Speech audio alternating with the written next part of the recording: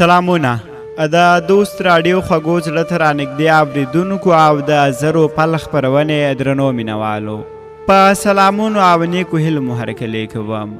تاسو د زرو پل خپرونه کې د ګلمینې کلی دا څنه وه ناول اتمه برخه اورېدلې وه.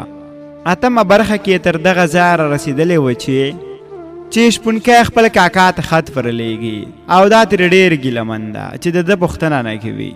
شپونکی لیک عسکر ته ورکوي تر څو یې د شپونکي کاکا پورې ورسوي، خو عسکر لیک قومندان ته ورکوي.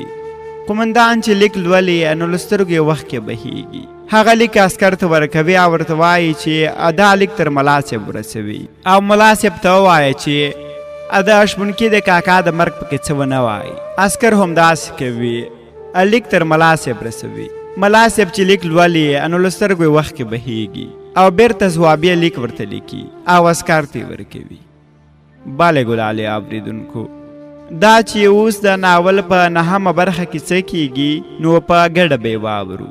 پیل کوو د ناول پر نهمه برخه.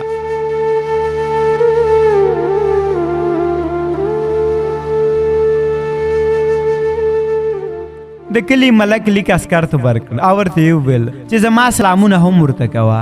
هغه له ځان سره وویل ای محمد وروره، خدای دې وبخه، شپونکی درنه څومره ګیلهمن دی. که خبر شي ته له موږ سره نه یې او دا فاني دنیا دې ورته پرېښي نو څه به پرې تېر شي. د رمو مالک لومړني شپونکی نه دی خبر، خو دا خبره له ټولو کلیوالو پټوي، هېڅ څوک پرې خبر نه وي. له پیښې یوازې ملا صاحب خبره دی.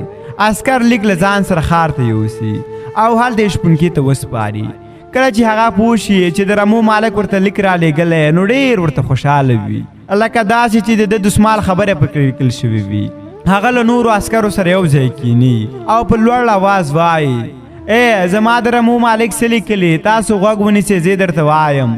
ټول عسکر ورسره د زړه په سر خندا کوي، خو د هر یو په سترګو کې اوښکې وي. شپونکی غلی شو. عجیبه ده ستاسو په سترګو کې وخت کې څه کوي؟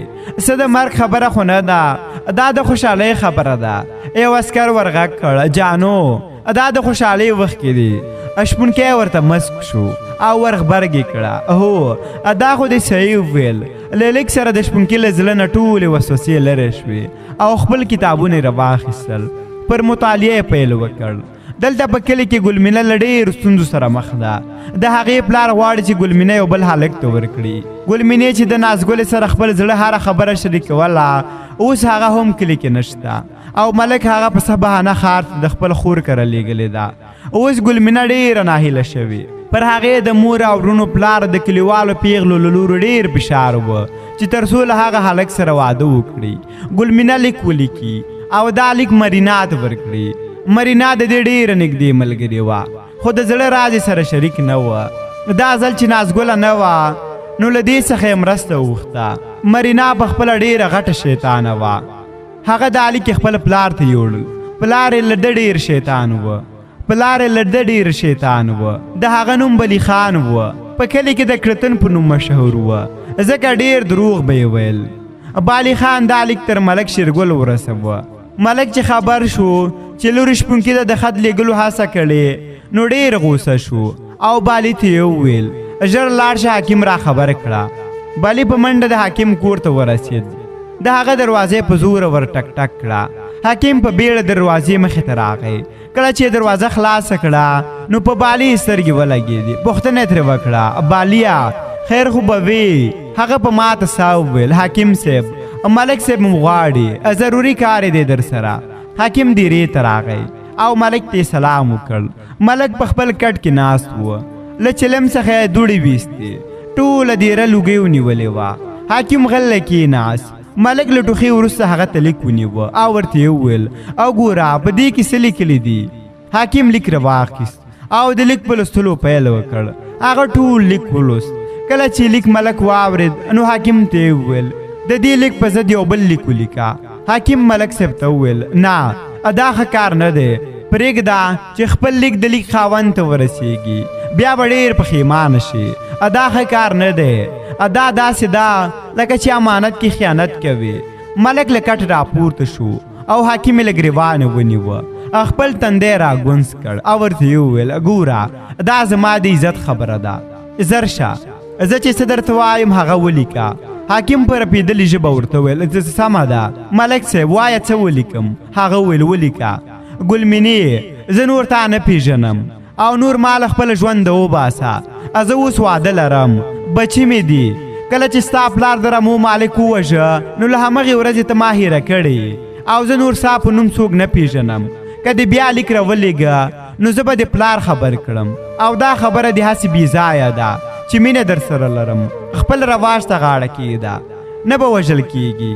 د خپل پلار عزت ته وګوره، د هغه له سپینې ږیرې حیا وکړه. زه اوس غټ سړی یم او تا له کلیوالې سره به واده کوم. حاکم له سترګو وښکې روانې شوې او ملک ته یې وویل نور ظلم مه کوه، نور به یوه کلمه هم را باندې ونه لیکې.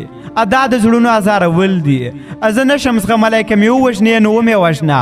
د وجدان له عذابه خو به دا مرګ سل ځلې بهتره دی. ملک په خندا ورغبرګه کړه.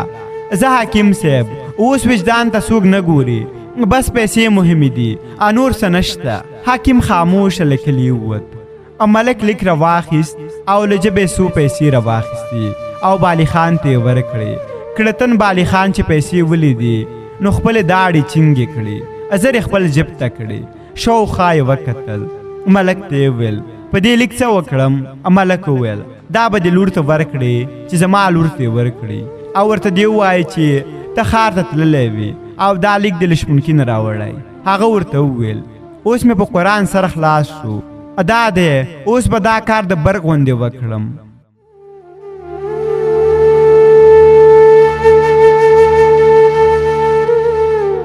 بالي خان لیک خپلې لور ته ورکړه او هغې ګل مینې ته یوړ. نو هغې له ډېرې خوشحالۍ د خپل غوږوالۍ هغې ته انعام په توګه ورکړې او ورته یې وویل چې ته نوره له کوټې ووځه، زه غواړم دا لیک ځان ته ووایم. مرینا له خندا ډکه خوله له کوټې راووته او په منډه خپل کور ته لاړه. ګل مینې دروازه ځان پسې بنده کړه او بیا د لیک په لوستلو پیل وکړ. خو کله چې لیک خلاص کړ لا تر پایه نه ولوستلی چې بېهوښه شوه. هغې له سهاره تر ماښامه پورې خپل ځان پسې همداسې دروازه بنده ساتلې وه. کله چې یې مور ور غږ کړ نو بیا هم روانه وته. هغه دیرې ته لاړه، ګوري چې ملک له ګڼو سړیو سره ناست دی. په دې وخت کې دوزۍ ورته پام شو نو هغه په منډه د مور خوا ته راغی. ورته وویل څه خبره ده مورې، ولې راوتلې؟ خیر خو به وي که نه؟ مور یې په ورو غږ وویل زویه خور دې له سهاره تر اوسه پورې دروازه ځان پسې تړلې ده او هیڅ غږ هم نه کوي. بادر د خپلې مور له خبرې سره سم د کور په لور ګامونه واخیستل. هغه د کوټې دروازه په زوره ووهله. ګل مینې زما غږ اورې او که نه؟ څه درته وایم، ولې دروازه نه خلاصوې خورې؟ ګوره یو وار مې ستا جدایي لیدلې، ډېره راته سخته وه، بیا کوم غلط کار ونه کړې. بادر مجبور شو چې د کوټې دروازه ماته کړي. کله چې کوټې ته ننوت نه ګوري چې خورې پر ځمکه پرته ده او له سترګو یې اوښکې روانې دي. هغه خپل خور په غېږ کې ونیوله او مور ته یې ورغږ کړ ادې اوبه راوړه. خورې قربان سترګې دې خلاصې کړه، څه خبره ده؟ ما ته ووایه ستا واده به زه له شپونکي سره کوم، دا ژمنه در سره کوم. خو هغې هېڅ خبرې نه کولې، یوازې له سترګو اوښکې روانې. بادر دیرې ته راووت او حاکم ته یې په زوره چغه کړه وا حاکم صاحب زر راشه، په خور مې بیا څه شوي دي؟ ملک او حاکم له دې خبرې سره ډېر ورخطا شول. دواړه په منډه کوټې ته لاړل. حاکم چې ګل مینه ولیده نو څو شېبې غلی وه، ټول ویرېدلي ولاړ وه. مور یې هم ورته وښکې تویولې. ملک له حاکم نه پوښتنه وکړه څه خبره ده؟ حاکمه ولې غلی شوې؟ هغه خپلې شونډې په غاښ کړې او ویې ویل د اندېښنې کومه خاصه خبر نشته، دا به څو ورځو لپاره همداسې وي. له دې سره داسې خبرې وکړئ چې دا پرې خوشحاله شي. دا ډېره خفه شوې ده او زړه او ذهن ته ټکان رسېدلی. که نور خفګان وکړي نو هسې نه چې بیا په سرطان اخته شي. حاکم یې مور ته وویل چې هر سهار به ورته شات او شیدې ورکوي تر څو له دې حال څخه راووځي، ځکه شات د ډېرو ناروغیو لپاره دوا ده. له هغې ورځې وروسته هغه اوس هېڅ خبرې نه کوي، بس همداسې غلې ناسته وي او له سترګو یوازې وښکې بهیږي. یو ماښام د کور ټول غړي ناست وه. د ګل مینې مور ملک ته وویل د بادر پلاره زه نور خپله لور داسې نشم لیدلی، هره ورځ چې وګورم نو رنګ یې خرابېږي، همدومره بس دی. آخر شپونکی هم ځوان دی او ستا شرط هم منلی. کلیوال وایي چې په 12 ټولګي کې زده کړې کوي، همدومره بس دی. چې د محمد مو په پټه ووژه نور ترې څه غواړئ نور مو دا بې ځایه رواج پرېږدئ چې د نورو قامونو ته خور او لور نه ورکوو بس دی د خدای په خاطر زما پر لور رحم وکړئ له خدای نه وډار شه ولې داسې کوي ملک چې څښه نو خپله پیاله په دیوال وویشتله او ښځې ته یې وویل ای ښځې تا ته مې سل وارې ویلي چې د سړیو کار کې به کار نه لري خو ته بیا هم په خبره نه پوهېږي که دې بیا خوله خلاصه کړه نو در باندې چیرې به یې کړم د نه سړي لورې بیا ونه غږېږي د ملک له غوسې سره د کور ټول غړي چوپ شول هیڅ چا خبرې نه کولې خو د بادر غږ دا چوپتیا ماته کړه ابا امور مې سمه خبره کوي ګلمینه که داسې وي نو له دې نه چې مړه شي ښه به وي ملک خپل مشر زوی پسې راپاڅېد هغې له ویښتو ونیوه سر یې ورته په دیوال ووهه د ګلمینې مور او نورو زامنو یې شور جوړ کړ د ملک لاسونه یې ونیول تر څو هغه بادر پرېږدي ملک چې د خپل مشر زوی پر سر وینې ولیدې نو غوسه یو څه سړه شوه او ورته ویل بې شرفه زویا یو وار دې په ډز وویشته څه مې درته ونه ویل له ځانه دې بدماش راته جوړ کړ پام چې بیا داسې خبره ونه کړې ځکه زما لور پر ما ډېره ګرانه ده خو دلته د رواج او قام خبره ده زه د کلي ملک یم تا په دې کلي کې څوک لیدلی چې لور یا خورې بل قام ته ورکړي وي دا زموږ رواج دی او دا راته د نیکونو نه راپاتې دی هغوی له مونږه ښه پوهېدل ټول غلی شول او هر یوې د ډیوې رڼا ته کتل د شپې خاموشي او د بادر سر ماتېدل ټولو ته نوې پیښه وه مور یې بادر ته سر وتړه بادر خپلې مور ته وویل مورې والله که مې سبا ته په دې کلي کې وګوري هغې به خپل زوی ته وویل ګوره زویه هغه د پلار دی هغه چې څه وایي بحث ورسره مه کوه ملک د دوی خبرې نورې ونه شو زغملی هغه پاڅېده او د ګلمینې کوټې ته لاړ ملک د هغې حالات وخت کې چې ولیدې نو زړه یې نری شو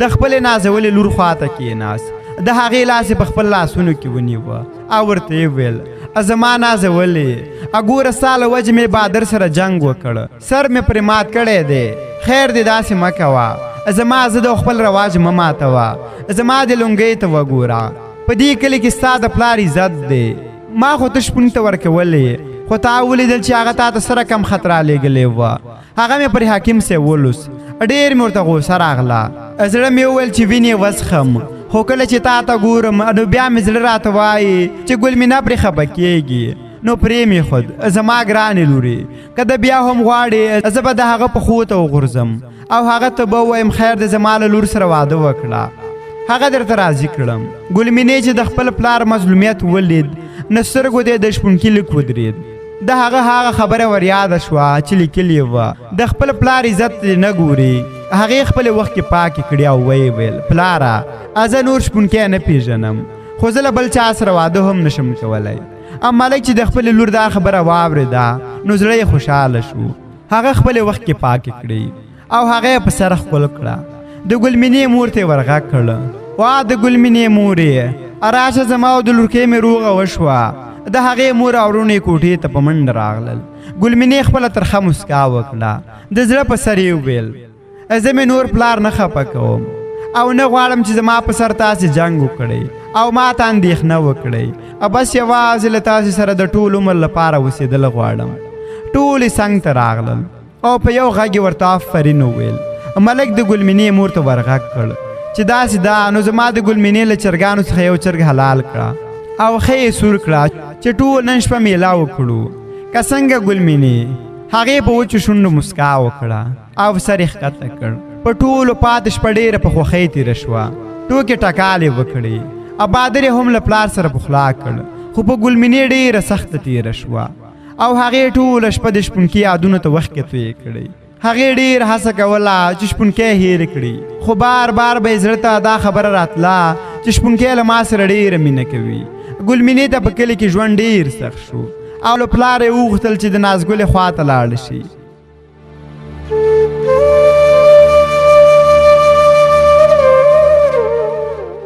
هغه په ښار کې وه ملک له سوچ وروسته ورته وویل سمه ده زه به بادر ته ووایم چې تا بوځي هغه خوشحاله شوه او له خپل بکس نه یې کالي راټول کړل د شپونکي او خپل خدې هم له ځان سره راواخیست او بادر خپله ټانګه تیاروله اس ته یې اوبه ورکړئ او ټانګه یې ورپسې وتړله بادر خپلې خور ته غږ کړ او وا ګلمینې زر کوه چې بیا ناوخته کېږي ګل مینې ورته وویل سمه ده لالا دا د اوس راوځم.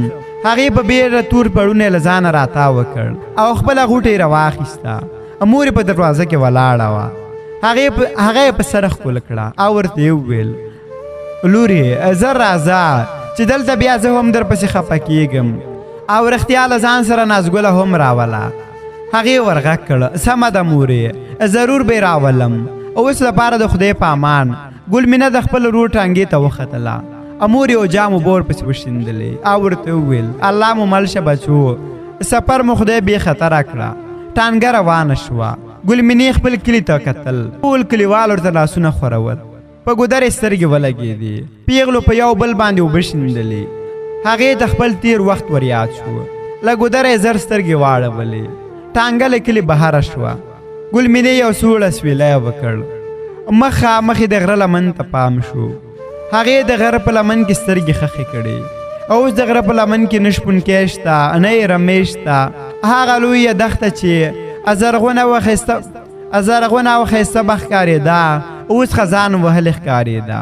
هغې د شپونکي لیک ته فکر کې شو.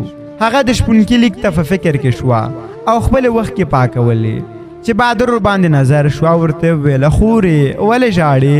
ګل مینې خندا وکړه زه نه پوهېږم وروره هسې راته نن دا کلی داسې ښکاري چې بیا به دې کلي ته راشم او که نه. بهادر په خندا سره ځواب ورکړه خدای دې نه کړي که داسې وي خورې بیا به دې نه بوځم. ګل مینې هم په خندا سره ځواب ورکړ او ورته یې وویل نه ټوکې مې کولې لالا جانه. هغه اس په نیزه ووهه او ټانګه هم تیزه شوه.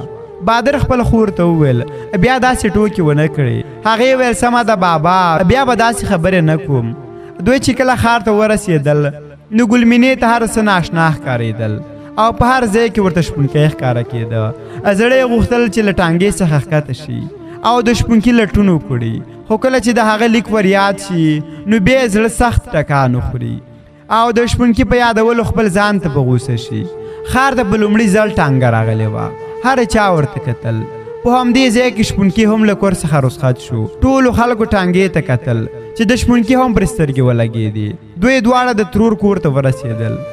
ګل مینه له ټانګې کوزه شوه او په بیړه اوسپنیزه شنه دروازې ټک ټک کړه. له دروازې اخوا غږ شو څوک یې؟ زه یم دروازه خلاصه کړه بابا. نازګله پوه شو چې دا ګل مینه ده. په منډه دروازې ته ځان ورورسوه. کله چې دروازه خلاصه کړه ګوري چې سپین مخې ګل مینه مخ ته ولاړه ده. دواړه یو بل ته غاړې وتې. د پردې تر شا د دواړو خبرې در شیرینې ترور تر غوږو ورسېدې. هغې غږ کړه سترګې مې روښانه لکه چې ګل مینه ورېره مې راغلې. ترور یې له برنډې راښکته شوه او د دهلیز منځ ته راغله. کله چې د ګل مینې ورته پام شو نو د نازګلې پر اوږې لاس کېښود. هغې ته یې وویل بس یې لرې شه چې ترور سره دې هم ستړې مشي کوم. خو هغې کلکه په غېږ کې نیولې وه. ترور یې په خندا ورغږ کړ ای لیونۍ لکه چې مونږ ته وخت نه راکوې که څنګه؟ داسې د کلکه په غېږ کې نیولې لکه چې 10 کاله مو یو بل سره نه وي لیدلي. ګل مینې وویل ترورې بس همداسې یې وګڼه. کله چې دا راغلی نو په کلي کې راته ژوند زهر ګرځېدلی وه. دوی په خبرو کې و چې بهادر هم راننوت. شیرین د خپل وراره بهادر په لیدو ډېره خوشحاله شوه او هغه ته یې غږ وکړ بهادره زویه ستړی مه شې. هغه د ترور خواته ورغی او د هغې لاسونه یې ښکل کړل. شیرین ترور له دې وروسته ګل مینه په غېږ کې ونیوله او په دواړو مخونو یې ښکل کړه. بهادر ګردونو خړ پړ کړی وه. ترور یې ورته د خپل زوی کالي راواخیستل او ورته یې وویل زویه تشناب کې مې درته تودې اوبه ایښې دي او ورشه ځان ومینځه چې ګردونو داسې خړ پړ کړی چې هېڅ مې ونه پېژندي. هغه په خندا سره ځواب ورکړ هو شیرین توړی باور وکړه د کلي ټول سړکونه خامه دي نو ځکه داسې ګردو وهلی یم. خدای دې تا ته خیر درکړي. زه به نو ستاسو خبره ځان ومینځم. ترور یې ورته وویل هو زویه ورځه بیا به درته ښایسته ناشته برابره کړم. شیرین ترور لوڼې نه درلودې بس خدای ورته یو زوی ورکړی و او هغه ته هم واده کړی و. 2 کوچني ماشومان یې لرل. په ټول کور کې شور جوړ کړی و. نازګلې ګل مینې ته وویل راځئ چې کوټې ته لاړې شو او هلته ورسره نورې خبرې وکړو. دواړو خپلې پیالې واخیستې. دننه کوټې ته ننوتې.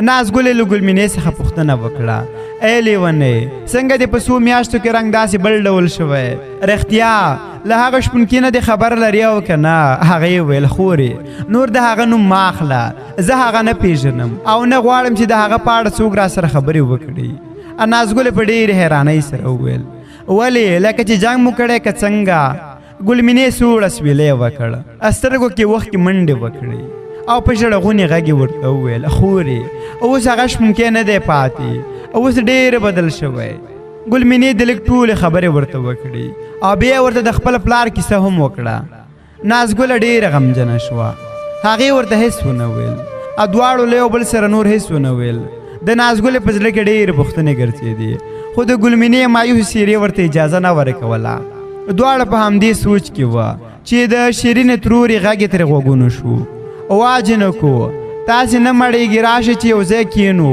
چې خبرې سره وکړو څه د هندوانو غوندې بیل ناست دی ګلمینې وویل راځئ چې ځو هسې نه چې اوس ورور خفه شي دواړه بهر راوتې د نازګلې فکر ټول دې خبرې ته وه چې ولې شپونکی داسې ژر بدل شو ټوله ورځ ګلمینې له خپلې ترور او د هغې له زوی سره خبرې اترې وکړې خو نازګله ډېره ناارامه وه د غرمې ډوډۍ تیاره شوه نازګلې هر څه راوړل خو خپله هېڅ ډوډۍ ونه خوړه ترور یې ته پوښتنه وکړه وا جنۍ دا په تا څه وشول څنګه د ګلمینې په لیدو سره داسې مړاوې شوې ګلمینې خو درته د کلي په اړه څه نه دي ویلي هغې ویل نه ترورې څه خبره نشته هسې مې فکر کوه چې خوب خو به نه وینم چې ګلمینه ښار ته راغلې ځکه د دې خو ښار نه خوښېده له دې سره ټولو وخندل ترور یې وویل خو نو همدې خبرې ته د دومره ژور فکر کوه له دې سره ټولو یو وار بیا پر هغې وخندل ترور یې وویل نه دا خو زما نازولې ورېره ده زه ورته یاده شوې وم دا دی اوس وینې چې تا ته مخامخ ناسته ده که څنګه ګلمینې هغې ورته وویل هو ترورې همداسې ده ته خو مې شیرینه ترورې ته به مې څنګه نه یادېدې ټولو د بسم الله په ویلو سره د ډوډۍ خوړل شروع کړل